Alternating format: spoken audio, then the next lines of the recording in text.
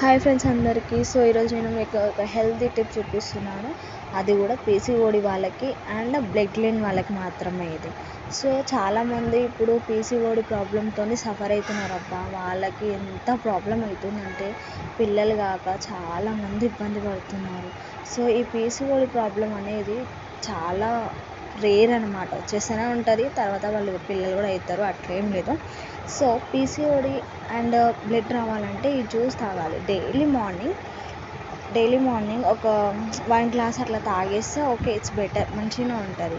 అది ఎలా అంటే మనం ఏం చేయాలి, మార్నింగ్ వేకప్ అవ్వగానే ఫస్ట్ బ్రష్ చేసుకోగానే ఏం చేయాలంటే బీట్రూట్ అండ్ క్యారెట్ 2 కట్ చేసుకొని జ్యూస్ పట్టుకొని దాన్ని మనం ఇలా క్లాత్తో తీసుకొని కొంచెం స్పైస్ చేసుకొని అందులో జ్యూస్ పోసుకోవాలి. వాటర్ ఎక్కువ వేయొద్దు, నార్మల్ కొంచెం పోస్తే చాలు. దాన్ని మనం ఒక గ్లాస్లో పెట్టుకోవాలి. నేను చిన్న గ్లాస్ తీసుకున్నా, ఎందుకంటే నాకు పెద్ద గ్లాస్లో నచ్చదు.